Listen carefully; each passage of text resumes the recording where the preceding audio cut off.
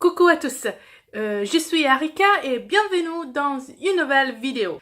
Avant de parler du roman en question, je dois faire une prémisse pour mon follower italien. Donc, attendez s'il vous plaît. Allora ragazzi, non vi preoccupate, non sono impazzita. Questo video è un esperimento. Volevo provare a fare un video in francese recuperando il mio vecchio francese, quindi non vi spaventate, tornerò e parlerò sempre italiano nei prossimi video, quindi state tranquilli. Se capite il francese rimanete qui, se non lo capite, vi piace la sonorità, potete rimanere comunque, se non vi interessa, ciao. Ok, nous y revoilà. Comment ça va? Alors, tout d'abord, je dois faire une petite précision. Ça, c'est la première vidéo sur ma chaîne YouTube. J'ai étudié le français à l'école quand j'étais jeune et plein d'espoir. Et ça fait longtemps. Vraiment, vraiment, vraiment, vraiment longtemps. Donc, cherchez d'être gentil avec moi et avec ma prononciation du français. S'il vous plaît, merci. Pourquoi j'ai décidé de faire une vidéo en français? C'est vite. Il y a 3 semaines que j'ai rencontré Joël Dicker ici à Rome et j'ai eu la chance de parler un peu avec lui de son dernier roman, c'est-à-dire La disparition de Stéphanie Miller. Ça, c'est l'édition italienne, quindi La scomparsa di Stéphanie Miller. Et j'avais envie de parler français, parce que je dois dire une chose, je suis une petite francophile. J'adore tout ce qui concerne la France, les Français, j'adore les chansons françaises, j'adore les pièces théâtrales françaises, j'adore la littérature française, donc oui, j'aime tout ce qui concerne la France, et donc je voudrais parler un petit peu en français. Joël Dicker et la disparition de Stéphanie Miller. Tout d'abord, je dois dire que Joël Dicker, c'est un auteur que j'adore. J'adore. L'affaire d'Henri Kébert a été un coup de foudre pour moi. Les livres de Baltimore aussi. Je suis tombée amoureuse avec Marcus.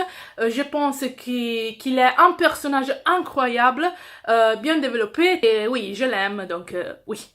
En effet, ce que j'aime en Joël, mon ami Joël Dicker, est sa habilité avec les personnages.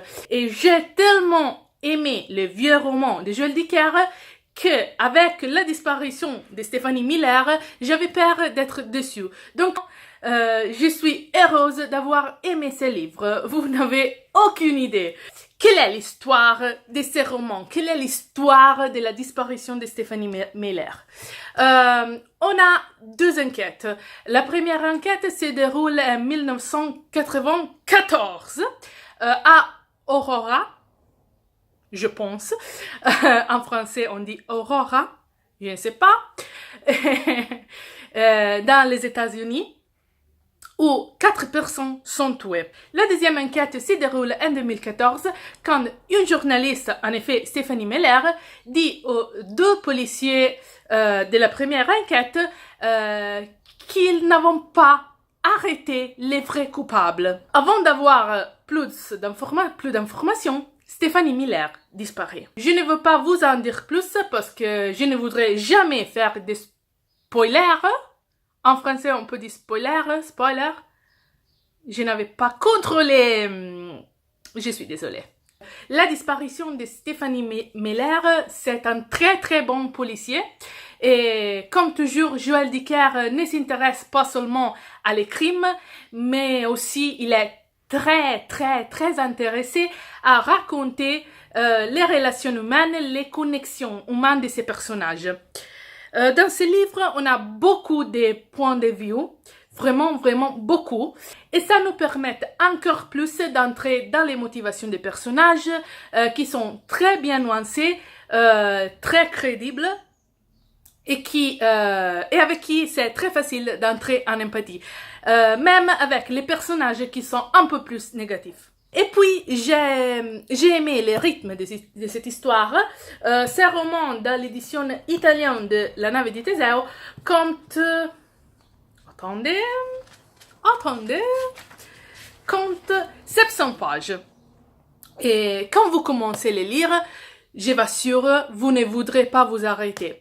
Je sais que quand je lis un livre de Joël Dicker, je ne vois pas la longueur, je ne m'ennuie pas, vraiment jamais. La disparition de Stéphanie Miller, c'est un très bon policier pour moi, parce que c'est très bien construit, parce que il a des personnages très bien développés et l'histoire se déroule dans deux époques avec plusieurs narrateurs.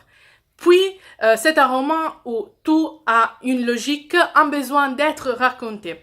Et avec ça, je termine ma vidéo. J'espère n'avoir commis trop d'erreurs, j'espère. Si la vidéo vous plaît, n'hésitez pas à me laisser un like ou à me dire dans les commentaires tout ce que vous pensez de ces romans, de Joël Dicker, etc., etc. J'espère de vous voir dans la prochaine vidéo, de vous voir encore une fois dans ma chaîne YouTube.